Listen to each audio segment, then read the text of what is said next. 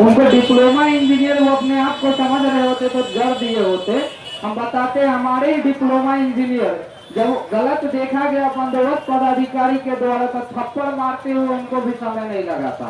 वो बंदोबस्त पदाधिकारी को मार करके आए थे, उसी तरह इनको भी मारा जाएगा। लेकिन अभी हम लोग अनुशासन में है और गांधीवादी बने हुए हैं अपने मांगों को लेकर, इसीलिए थोड़ा सा उग्र नहीं हो रहा है।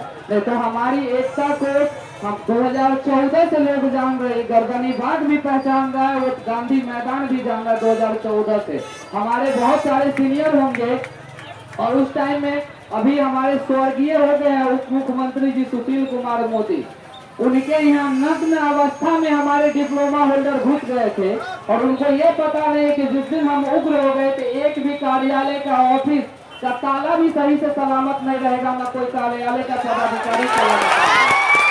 हम लोग शालीनता से अपनी बातों को रख रहे हैं तो हमको कमजोर नहीं समझा जाए।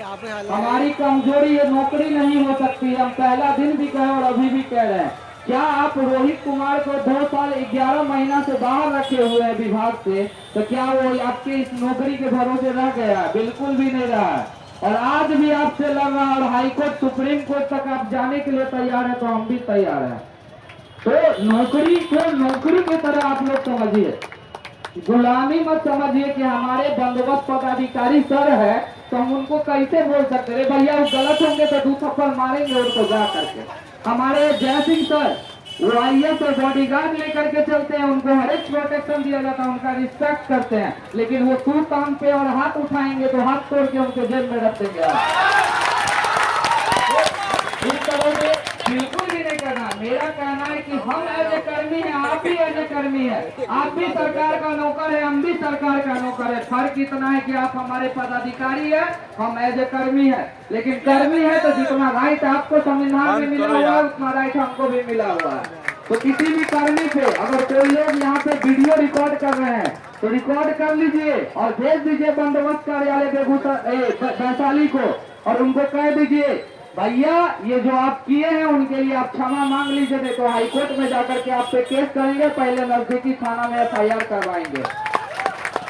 अभी आप लोगों को न्यूज पता होगा, हमारे कुछ ही साथी अपने ही विभाग से PhD में गए हैं जूनियर इंजीनियर बन के। केवटी दरभंगा के कोई लोग होंगे तो जानते होंगे, वहाँ के मुखिया बेटा के द्वारा मुखिया के द्वारा उनको मारा गया था, थप्पड़ मारा गया था और बांध के रख लिया था। और मेरा घर वहीं से आता है, हम वहीं से बिलोंग करते हैं। उनपे FIR भी करवाया गया और उनको जो है छूट भी चटाया गया। मुखिया से पूछिएगा, संजय झा नाम था। तो वही चीज हम अभी आपको बता दे रहे हैं कि हमारे कर्मी पे अगर कोई भी बंदोबस्त पदाधिकारी या कोई भी XYZ अधिकारी अगर उंगली गाली देंगे या मारेंगे या जबरदस्ती करने का कोशिश करेंगे तो हमारा कर्मी भी और आपका संगठन भी कमजोर नहीं है, उसको मुंहतोड़ जवाब देगा। ये चीज हमेशा ध्यान रखिएगा। हमारा जो मांग है और हम लोग जिसको लेकर के चल रहे हैं वो मांग हमारा संविधान के दायरे में रखकर के ही पूरा करवाना है। वो बार बार गवाही देते हैं विज्ञापन के शर्तों का, तो हम उनको उन्हीं का नियमावली पढ़ाना चाहते हैं अपने शब्दों में कि सर आप नियमावली पढ़िएगा। उस नियमावली में मेंशन है कि अगर आपका काम अच्छा से रहा, मतलब संतोषजनक रहा, तो आपका सेवा विस्तार आगे किया जाएगा और आपके भविष्य के बारे में सोचा जाएगा। लेकिन आपने अभी तक 5 साल में क्या सोचा है? हम ये पूछना चाह रहे हैं रोहित जय सिंह साहब से, जिनके पास जब हम पुराना विज्ञापन लेकर के पहुंचे थे जो हम लोग अभी लगा के देते हैं JEE सिविल और AE सिविल वाला, जिनको उन्होंने निरस्त कर दिया था, 1 लाइन का नोटिस निकाल करके, उनमें 30,000 पद आया हुआ था। जब हम गए थे तो उनका कहना था कि हम इतने आदमी को कैसे रखेंगे, हम इतने आदमी को कैसे रखेंगे। और आज जब उतने आदमी को आप रखने के लिए कैपेबल हो गए, हमारे माननीय मुख्यमंत्री नौकरी देने के लिए कैपेबल हो गए, फिर आपको क्या दिक्कत हो रहा है? क्या आप अपने वेतन से हमको वेतन दीजिएगा? ये हम पूछना चाह रहे, क्या वो अपने वेतन से वेतन देंगे हमको? ये छोड़िए ना, हमारे बंदोबस्त पदाधिकारी के पास अगर 100 का संख्या है कहीं पे और वहाँ 200 संख्या हो गया है, क्या वो अपनी जेब से वेतन देते हैं? नहीं ना देते हैं जी, सरकार के उस कोष से ही मिलता है ना। तो फिर जब केंद्र सरकार भी देने के लिए तैयार है, राज्य सरकार भी देने के लिए तैयार है, तो आपको क्या पर्सनल दुश्मनी है? अगर वही दुश्मनी है तो आप जिस तरह से लेटर निकालते हैं, विज्ञप्ति निकालते हैं, आप दे देते कि हमको इन कर्मियों से पर्सनल दुश्मनी है, हम आपको बता दें कि वो सभी लोगों के लिए वो कर्मी जा करके सामूहिक रूप से वहाँ पे जो है ना अपना इस्तीफा दे करके चले आएंगे, कहेंगे सर आप अपना नौकरी रखिए, इन लोगों को परमानेंट कर दीजिए। हम अभी कह रहे हैं इस मन से, अगर किसी को दिक्कत है तो ये छोड़िए ना, जिस दिन उग्र होंगे ना हम लोग जाएंगे निदेशालय घेराव करने, आगामी 1 से 2 दिन में डिसीजन लेंगे। और हम आप लोगों को बता रहे हैं, आप लोग में से कोई आगे मत जाइएगा, आगे रोहित कुमार रहेगा। और जो पेट्रोल डालने का काम होता है, आग लगाने का, वो सबसे पहले हम करेंगे। हम उनको बताएंगे सर आपसे सबसे पहले हम प्रताड़ित हुए, हम आपसे आगे बढ़ेंगे। और अगर इसको भी उनका मन नहीं भरा तो हम जितने भी कर्मी वहाँ पे बैठे ना, हमारे अनशन के 12 को लेकर बैठे है ना, सबको आगे अभी भी उमरिए रहे हैं, सबसे आगे यही लोग बैठ करके ये लोग भी कहेंगे हम भी आग लगा रहे हैं। और देख लेते हैं इन सरकार को भी और इन माननीय मुख्यमंत्री को भी कि आप कितना दिन तक अचेत अवस्था में रहिएगा, कितना दिन तक हमारी बातों को इग्नोर कीजिएगा। अगर यही चीज को लेकर के अभी हमारा संगठन आपके पक्ष में है, आपके साथ खड़ा है, इसीलिए आपसे दुहाई ले रहा है, आपका विनती कर रहा है, आपका पैर पकड़ रहा है। लेकिन जब हम उग्र होंगे तो साथ साथ PIL भी डालेंगे, साथ साथ आपके अगेंस्ट में हम बोले थे उस दिन भी कि हम संजय सरावगी जी के अगेंस्ट में हम अपना कैंडिडेट खड़ा करेंगे और 100% करेंगे हम, अगर हमारी बात नहीं माना जाए।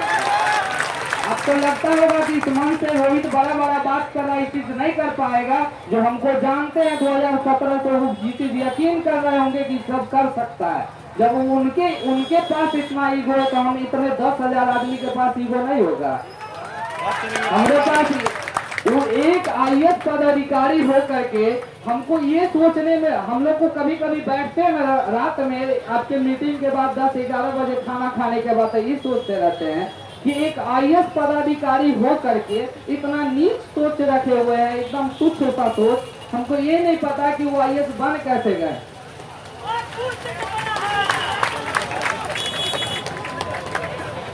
तो चलिए ये सब तो सिलसिला जारी रहेगा। नीतीश कुमार मुर्दाबाद, नीतीश कुमार मुर्दाबाद, जय सिंह हौसला, जय सिंह हौसला, जय सिंह हौसला।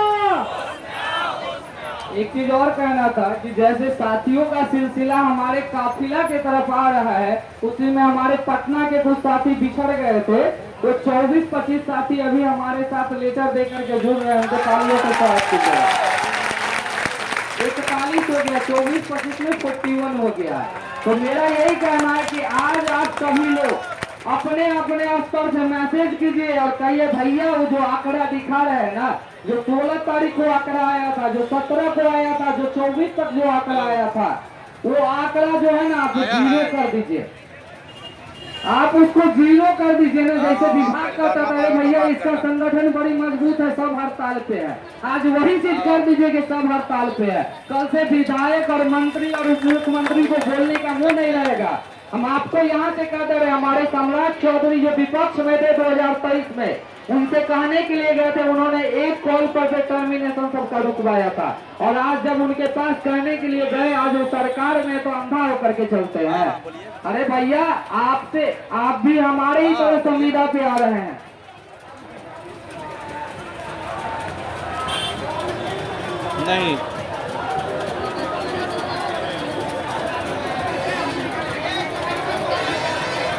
नहीं नहीं सब आप लोग बैठ जाइए सर। देखिए हमारा इतना भीड़ है, अगर यहाँ पे बैठ जाइएगा तो और अच्छा लगेगा। हम लोग थोड़ा पीछे हो जा रहे हैं, बैठ जाइए। तो टेंट वाले भैया थोड़ा सा गाड़ी आगे आपको बोलते हैं कर देने, आवाज जा रहा होगा तो गाड़ी और दे दीजिएगा। मनोज जी टेंट वाले निकालेगा।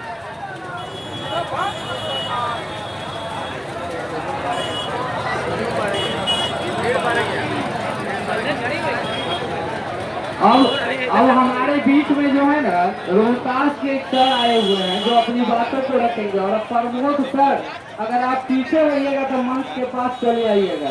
आप एक दिन बीच करके आते हैं तो लड़कन में जोश और जुनून कम हो जाता है। आप आगे आ जाइए सर, और इन सर का तालियों के साथ स्वागत कीजिएगा आप लोग। नमस्कार साथियों, आप सबको मेरे दिल से सलाम, और खास करके जो मेरे वीर भाई जो सर थोड़ा सा रुक जाइए 5 मिनट।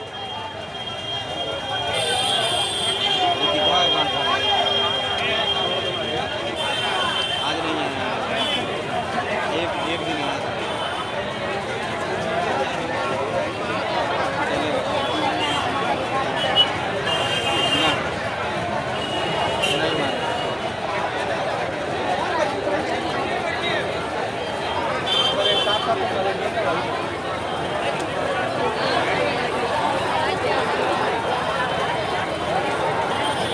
ठीक है, थोड़ा शांति बना के रखिए। वो फोन कॉल आया है, उसको करके फिर आगे बढ़ेंगे।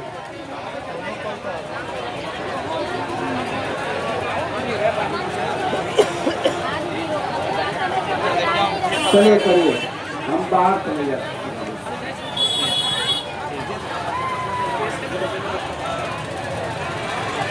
नमस्कार साथियों, आप सबको और खास करके जो मेरे वीर भाई जो आमर अनशन पे लगातार बैठे हुए हैं, सबको मेरा दिल से सलाम। साथियों, न 30 को छूटे थे न 3 को छूटेंगे, न 30 को छूटे थे न 3 को छूटेंगे। हम ठान के चले हैं कि जीत के रुकेंगे।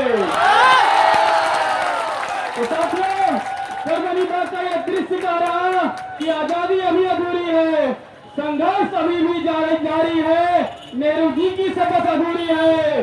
अरे सड़क किनारे फुटपाथ पे जो आंधी पानी सहते हैं, मोदी जी जरा उनसे पूछो वो